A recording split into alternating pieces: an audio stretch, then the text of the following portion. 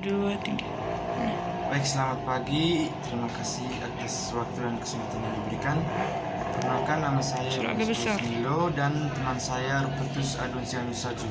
Kami akan membawakan materi tentang sumber daya manusia. Pengadaan sumber daya alam adalah upaya proses untuk memperoleh jumlah dan jenis tenaga kerja yang tepat untuk memenuhi kebutuhan tenaga kerja yang dibutuhkan guna mencapai suatu tujuan organisasi. Proses ini dimulai ketika para pelamar dicari dan dibihir ketika lamaran-lamaran mereka diserahkan atau dikumpulkan. Tujuan pengadaan adalah menerima pelamar sebanyak-banyaknya sesuai dengan kualifikasi kebutuhan perusahaan dari berbagai sumber, sehingga memungkinkan akan terjaring calon karyawan dengan kualitas tertinggi dari yang terbaik.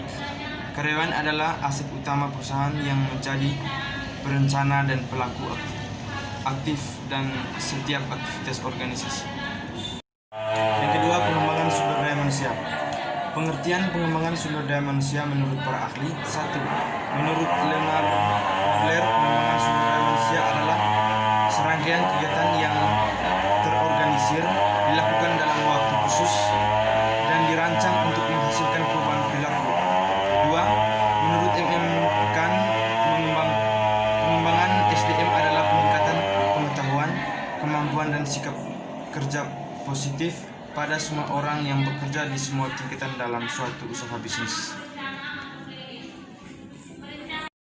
Kesimpulannya, mengembangkan sumber daya manusia adalah suatu kegiatan yang terorganisir guna untuk meningkatkan pengetahuan, kemampuan, dan sikap kerja positif dalam menjalankan suatu usaha bisnis.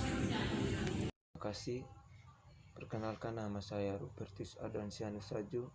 Saya akan menjelaskan materi yang ketiga tentang pemanfaatan sumber daya manusia, dan yang keempat, status dan tugas manajer sumber daya manusia.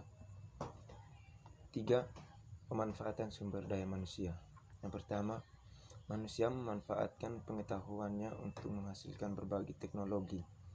Teknologi ini dipakai untuk memproduksi berbagai barang yang dibutuhkan manusia. Sebagai contoh, dengan pengetahuan manusia berhasil menentukan teknologi mesin yang dipakai untuk membuat alat transportasi seperti motor dan mobil. Kedua, manusia juga memanfaatkan pengetahuan dan kemampuannya untuk memberikan jasa-jasa tertentu untuk semuanya. Sebagai contoh, seorang pengacara atau hakim dapat menyelesaikan konflik yang terjadi di antara warga. Contoh lain, seorang dokter dapat menyembuhkan pasien yang sedang sakit. Yang keempat, status dan tugas manajer sumber daya manusia. 1. Status manajer sumber daya manusia, yaitu mengawasi tanggung jawab perekrutan dan penempatan karyawan yang dilakukan Departemen Sumber Daya Manusia. Mereka sering mengawasi satu tim perekrut, dan beberapa di antaranya mengambil tugas perekrutan ketika mencoba mengisi jabatan yang tinggi. Yang kedua, tugas manajer sumber daya manusia. 1. Merencanakan dan mengkoordinasikan tenaga kerja perusahaan yang hanya mempekerjakan karyawan yang berbakat.